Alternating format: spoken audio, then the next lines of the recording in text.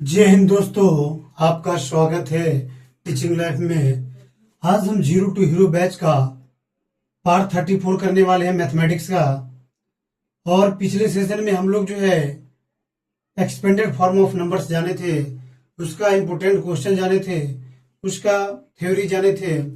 आखिर किस बेस पर जो है हम लोग कोई भी नंबर का एक्सपेंड कर सकते हैं, स्टेप बाय स्टेप करके बताया था।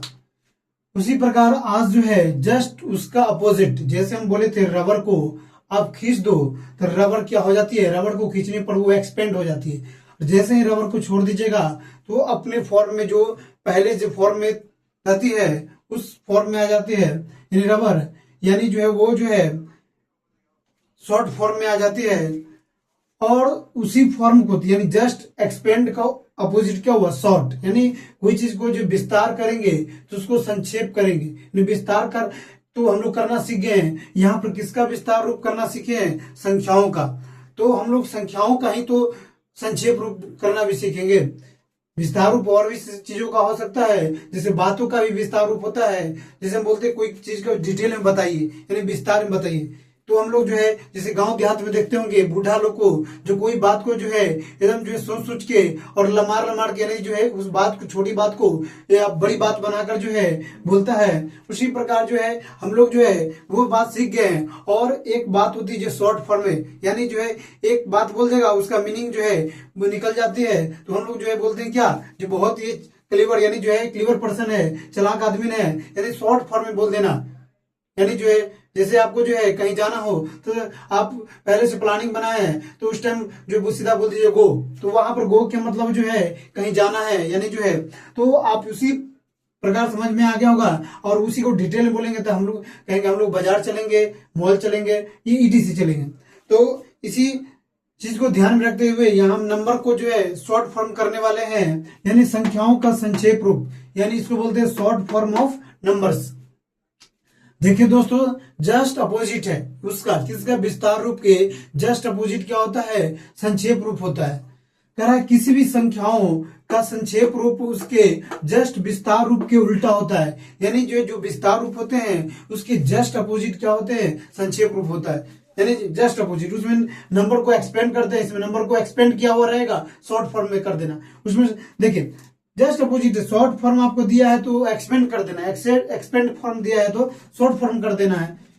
तो करा है संख्याओं के संक्षेप रूप उसके स्थानीय मान, यानी संख्याओं का संक्षेप रूप लिखना हो ना तो उसका स्थानीय मान क्या हम बताएं, स्थानीय मान प्लेस वैल्यू, इकाई, दहाई, सैकड़ा, हजार और 10,000, लाख तो और आदि को जोड़कर बनता है। यानी जो संक्षेप करना मतलब क्या होता है, जोड़ना भी बोल सकते हैं कोई नंबर्स को। अर्थात संक्षेप रूप का मतलब ही होता है जोड़ना, यानी कोई चीज को, नंबर को यहाँ पर किसका जोड़ेंगे, नंबर को जोड़ेंगे। अर्थात नमूना में यहाँ आपको एग्जाम्पल देना, नमूना मतलब उदाहरण बोलिए, एग्जाम्पल जैसे करा है 3,000 प्लस 400 प्लस 70 प्लस 6 को संक्षेप रूप में लिखे।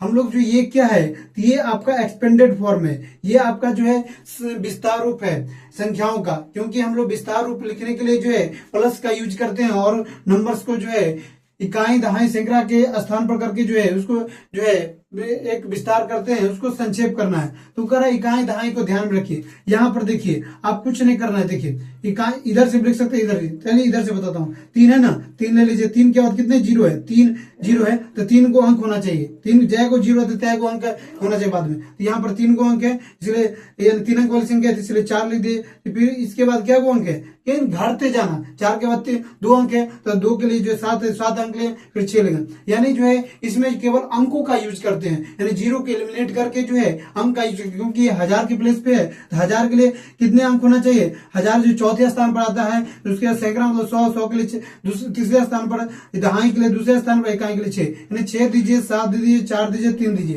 यानी 3, 4, 7, 6। ये तो आपको समझ में आ गया होगा। ये हम नंबर्स को क्या शॉर्ट फॉर्म कर दिए, इसी नंबर को एक्सपेंड फॉर्म करेंगे तो ये आपका आंसर आएगा, यानी जो एक्सपेंडेड फॉर्म होगा। तो आपका जो समझ में आ गया, यानी एक्सपेंडेड फॉर्म के जस्ट अपोजिट क्या होता है, शॉर्ट फॉर्म होती है।